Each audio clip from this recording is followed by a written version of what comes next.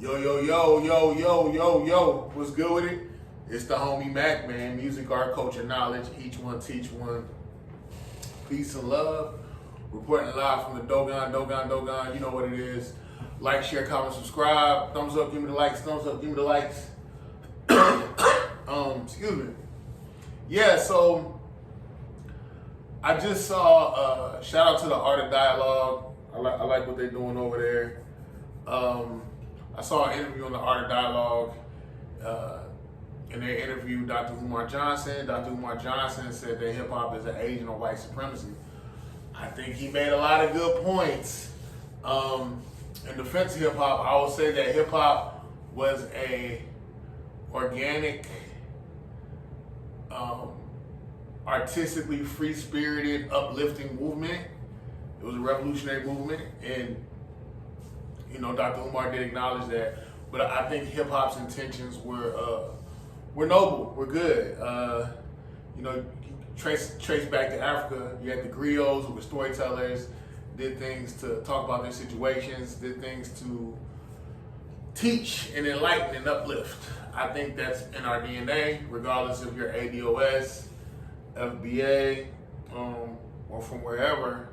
We are all seeds of Africa. I don't deny that. Wherever you drop, you know, the only difference between, I don't want to say the only difference, but a big, genetically, well, I want to say the primary difference between the African diaspora being like a black person in London, a black person in Nigeria, a black person in Ghana, a black person in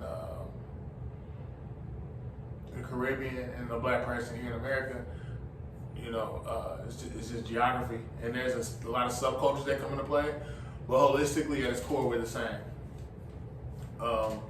We are all seeds of Africa. I don't deny that. A lot of politics come into play, a lot of BS comes into play. But yeah, that's a whole nother separate conversation. But I agree with a lot of the things that Dr. Umar said. You know, hip hop has been co-opted, it's been infiltrated, and true to the nature of the energy or the spirit of the community that a lot of hip hop artists come from, it becomes a thing of survivalism. I got mine.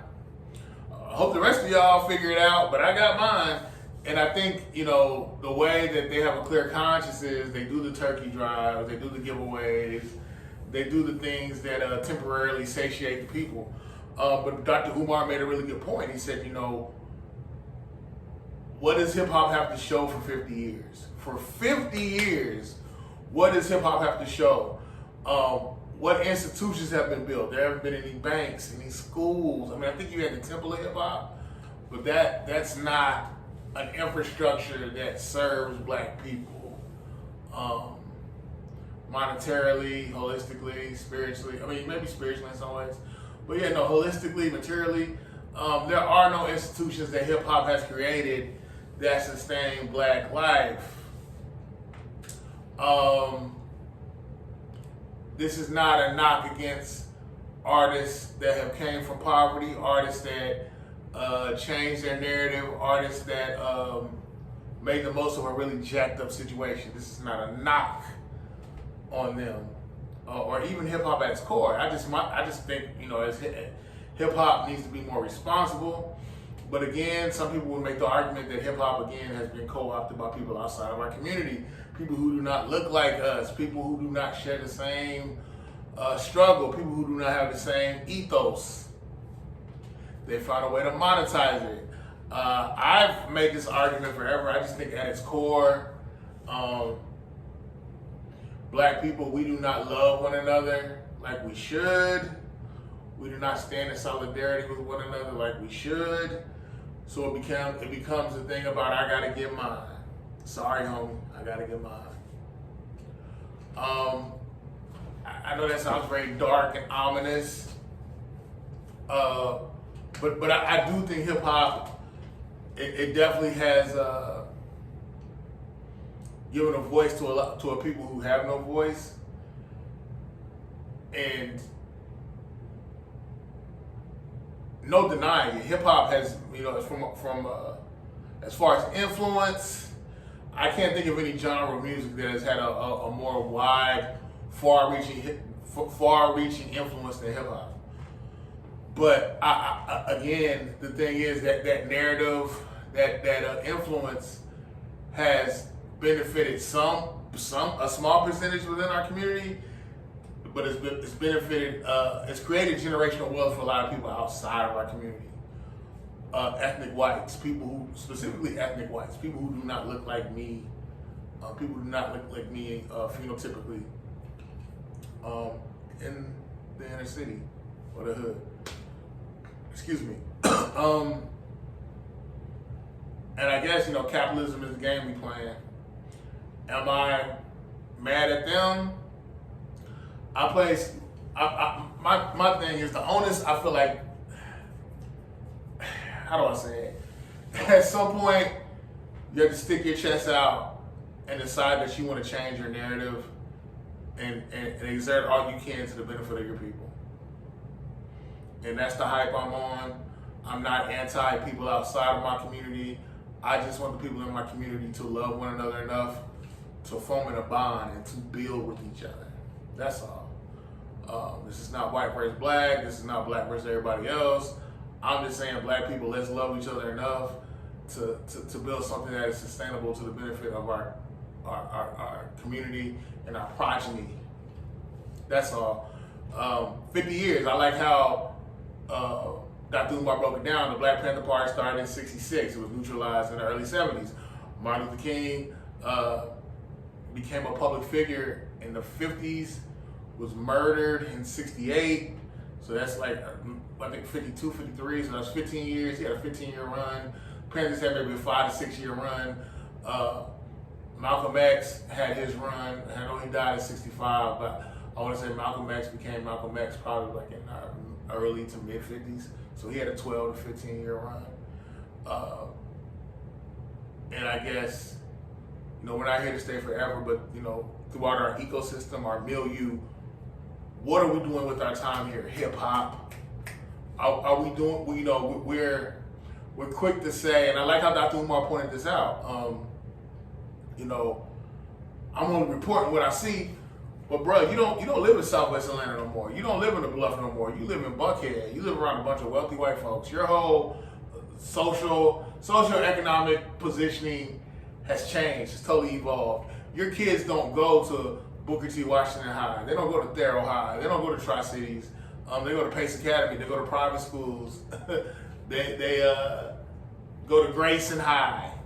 It's not centered in the earth. And I'm speaking of in context of Atlanta, metropolitan Atlanta. So it's like, if anything, some people have found a means of using hip hop as a means of pimping black culture, and this is even for black people. And I guess my contention is, where do we go from here? At what point do we begin to understand we need to love one another to build things that are sustainable within our community? Grocery stores, banks, schools, something that foments something that serves our people. That's the hype I'm on. Again, I think Nas had on the Untitled album, he talked about how basically black people were the teenagers of this earth, in context of now. And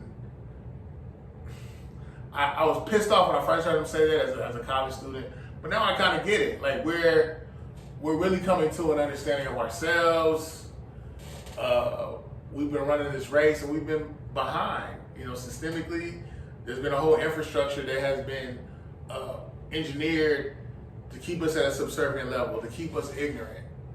But now we have more outlets to gain the information that's needed. Like, what are we gonna do now? Like, yeah, we started off behind, and the struggle is definitely not over. There's still things we need to do. But at what point do we become self-realized enough to realize, okay, the stuff we on is not good. It's not sustainable. It's very much it's cannibalism. It's cannibalistic amongst one another, black people. And our paradigms need to shift. We need to love one another enough to have a communal sense. one of the things that Dr. Umar said again was that hip hop did not start as self-destructive. It was actually community uplift building. I don't like getting into the argument that the West Coast started the downfall of hip hop. Now they're saying the South is the reason why hip hop has declined.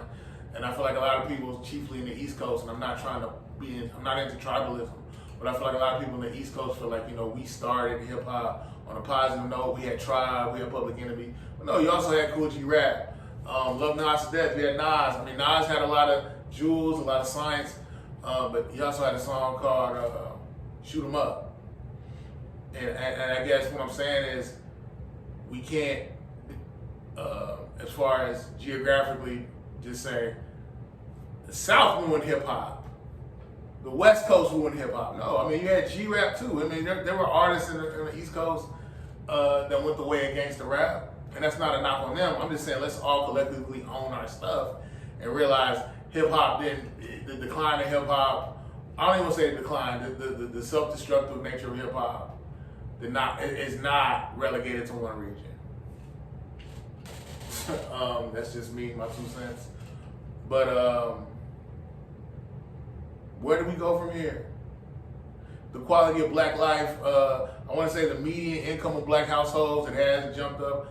I can't give you the dollar value. I remember reading something somewhere. I guess I'm saying like the culture, the things, not the culture, but the things that black people have access to now. We do have things that are more tangibly more advantageous than our progenitors had. The people who came before us, our grandparents, our great grandparents. But the bottom line is our mindset needs to evolve. And this isn't a holier than thou tirade. I'm not a holy roller. I'm just saying we need to love one another enough to build with one another, create our institutions, create our own institutions. It's not enough to just talk about the blues of hip hop. It's not enough to talk about our struggles. What are we producing? What are we becoming? Are we taking our pain and producing something that is ubiquitously beneficial to all our people? Or is it just going to be beneficial to some? The people who are making money off of the pain. Chiefly the people that look like us from the culture. Really just tap in. Like, we all are indebted to serve one another in our communities. As black people, as hip hop, whether you want to be you consider yourself a Pan-Africanist, whatever. If you love black people, we have to serve black people. So here we are.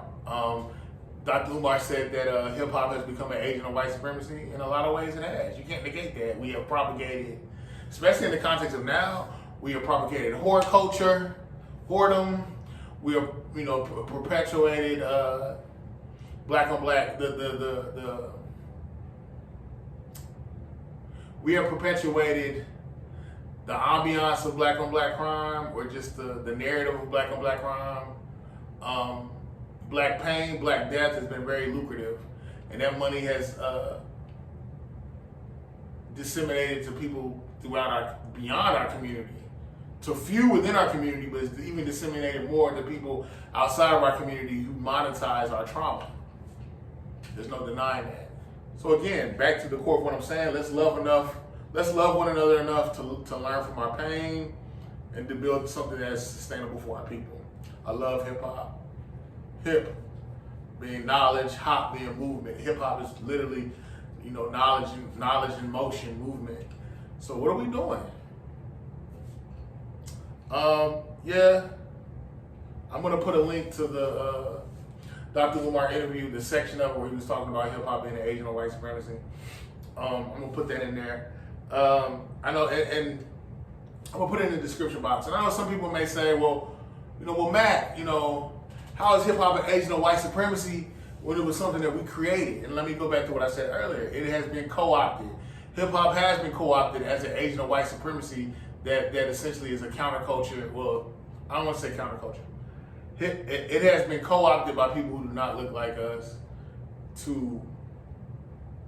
It's been turned into a minstrel show.